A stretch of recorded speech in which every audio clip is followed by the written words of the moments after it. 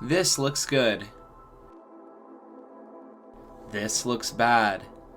This is a 1-dimension drop, and this is a 2-dimension drop. Hey guys, what's up? It's me, Jonah. I am going to be making a tutorial today on how to make a gravity or dropping animation in 2 dimensions. So what you see right here is a 1-dimension dropping animation, and I'm not gonna lie, this is way easier. This I just cooked up in like a minute, but you can see the keyframes of it are actually pretty simple once you break it in. If you don't think these keyframes are simple, trust me, you will in a little bit. So I'm gonna just quickly break down how I did this in 1 dimension, and then I'm gonna teach you how to do it in 2 dimensions. If you want to skip to the point in the video where I talk about how to do it in 2 dimensions, if you already know how to do this, then I'll leave a time code on the screen right now, and then you can skip right there. Perfect. Alright, so basically how I did this in 1 dimension is you want it always to be accelerating towards the ground. So basically you want to have your sliders accelerating, and you can see that by these little peaks right here. Where it hits the ground, it's gonna give the most, it'll reverse its energy all the way back up here, and it will be suspended. You'll notice how the keyframe's at 0 right here when it is in mid-air, because that's when in mid-air, when it's about to switch from going up to going down, the velocity is actually 0. And just so you guys know, I am on a speed time graph instead of a value time graph, so you can see that the velocity and the speed of it is actually 0 right here. And I'm going to quickly show, I'll just make a copy of this, and I'll make this one invisible. And let me just remove these keyframes right here. So we just have it right here. This is just our ball in midair.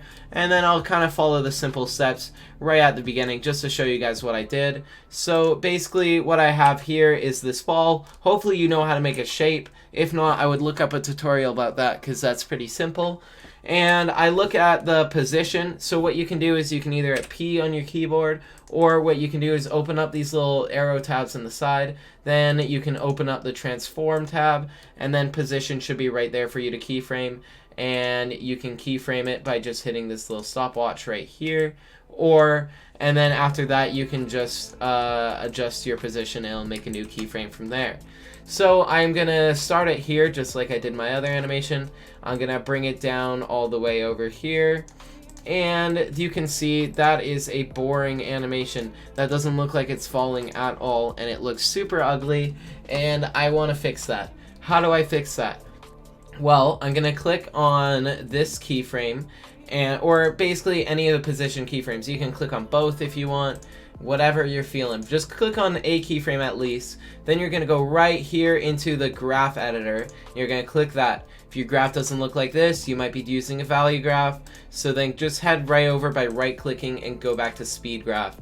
Basically what I'm gonna do here is there's these little handy sliders next to them. A lot of people will tell you to just hit F9 right away.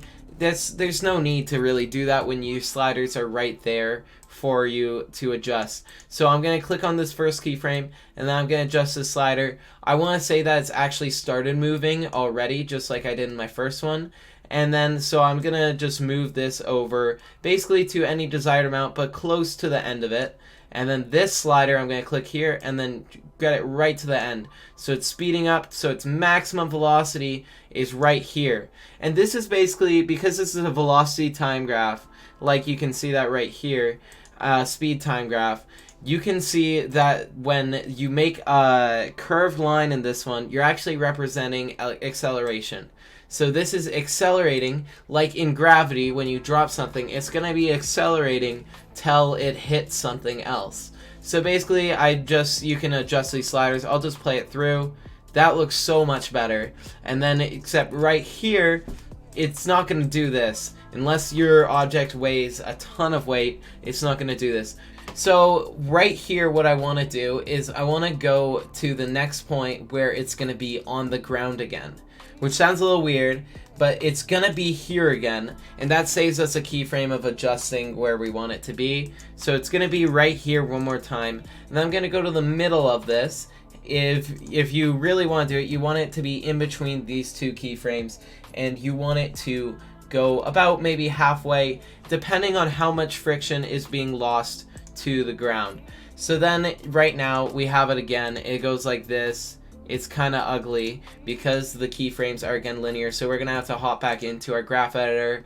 And basically what you want to know and what you want to do is you want this to look nice. You want your graph editor to look nice. So you want it to be like continuous. You want it to be look like they're supposed to be next to each other. So what I'm doing is I'm just adjusting the sliders, bringing this down all the way to 0. And then this one, I'm just making it the reverse of the other one. So it's like a peak. So basically it's going to hit here, it's going to shoot up with a ton of acceleration, and it's going to slow down because gravity eventually is going to bring it to a halt right here. And then we are going to go back into this one, and it's going to come down again. And so on, and so on, and so on, until basically you have animation kind of like this, where it's bouncing. This one was a little rushed. You can really tweak these to make it your own. Perfect. Alright, let's move on to 3D, because that's the main reason why I made this video. Sorry to the people who had to sit through that. If you have any questions, though, remember to leave a comment on this video. So we are back in our next composition, and this is going to be more on a 3D scale. So you can see an example from my recent video where I did it right at the end here, where it bounces, it drops on the ground and bounces into a bunch of pieces. Now you can really do the same way you want. If you want it to be thrown, then you could do that too. Now let me first explain a common mistake of this method. So I'm just gonna say that it's gonna go from here to here to here, or actually we'll start it on the side. We'll have it come in from the side and then bounce on the ground and so on, right? So a common mistake of this is treating it like the one-dimensional thing.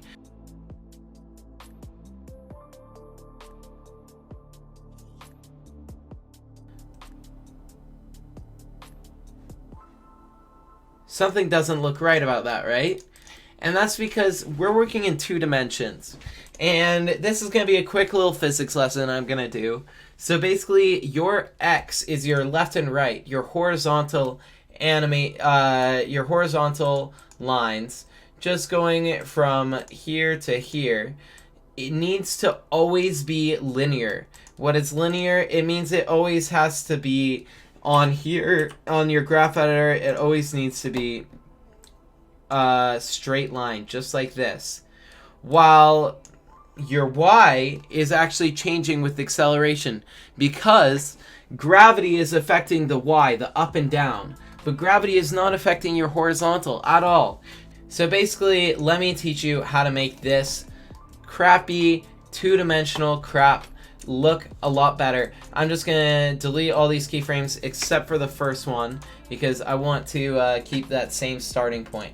So basically, for this animation to work, I'm going to just start by doing the same movement that I did from here to here-ish. We're gonna have it hit the ground. It doesn't have to be perfect. We can always adjust these keyframes later. So it hits the ground from here, right? But it still looks wrong, even though we did this. So what am I gonna do? I'm gonna right click on the position and I'm gonna hit separate dimensions. Now this is gonna make your animation a little bit more complicated because you're working on X position and Y position. So now let's go into the graph editor by selecting both these and then clicking graph editor, and let's see the difference between them. We're just gonna bring this down, so bring these both down so we can actually see what we're working with here. Perfect. Alright, so things look a little bit different. Let's remember, we want our X position to always be linear. This thing doesn't need to move really, so that's fine. Our Y position, however, is going to be just like we did on the other ones, and you'll see as I'm adjusting this, it's making it look more and more like it has an arc, which is perfect. Now we can adjust that arc however much we want, depending on how much we want gravity to play a role in this drop. So let's see it now. Exactly what we want. Remember, X position always stays the same. Now, we can go to bouncing. We'll just say we want to cut it right to maybe around here. So what I'm going to do is I'm just going to slide the X position over to where we want it to land next. So I'm going to move it maybe right around here. And the Y position, just make a keyframe right there. And then I'm going to go to middle of these two, and then I'm going to keyframe the Y position, and then I'm going to make it rise a little bit, just like that. Now our arc looks a little interesting. Let's see why that is. Let's hop in the graph editor. Exactly. So we want to make all these peaks connect to each other, and when it's in mid-air, we want it to have no Y position, just like that. So I'm going to actually separate these a little bit apart, just so it's consistent with the rest of our gravity. And this is where you can be, with the gravity part of it, you can be a little bit more creative. So it still looks a little bit off to me. What I'm going to do is I'm going to just take a look at the X position, and there is our problem. Remember, always check the X position, make sure it's all linear, because that is what we want. There we go. So this is a bit of a slowed down gravity. We're on the moon or something, but that's okay. We're gonna have it keep going. Same thing, move the X over, keyframe the Y, go in the middle, and rise up, except we're gonna rise up a little bit lower, because after all, we want it to be losing power and losing energy to the ground as we go on. Let me just quickly check my X position, and again, make sure that is linear. And we want our X position to get a little bit smaller and smaller, because the X is actually losing energy to gravity. So you can see it'll be a little bit like a staircase in that way. Perfect. It's not losing energy to gravity, sorry. It's losing energy to friction. Perfect. So let's just keep going. And bounce, bounce, bounce. And you guys get the idea. We'll just finish this one up, though, just to make sure. And then I can have a little intro for this video, so, you know, win-win. And so on. And keyframe your Y so that peaks are connecting, and just like that. And then you might be wondering what happens when it hits the ground for the final time. So let's just make sure this is linear again. Perfect. And let's just say this is the last time. So when it hits the ground for the final time, there's a couple of options that you can have. So since this is a ball, and I'm guessing a normal ball would roll. So basically what I'm going to be doing for the Y position is I want it to end very on a sharp hit, just like that. You don't want it to slow down before it hits the ground, because that makes no sense at all. How would the ball know that the ground is there? Perfect. And then what you want to do is you want to go to your X keyframes. So basically, let's just say that the Y is going to be converted in, all the Y up and downness is going to be converted into the X's speed once it hits the ground for the final time. And we're just going to have it slide a little bit, except for this one, we're going to make it just like the Y ones were, and we're going to have a little exponential peak where it starts off fast and gets slower. Except just like that. Except I probably want it even less than that. Just so maybe it's just touching this last one.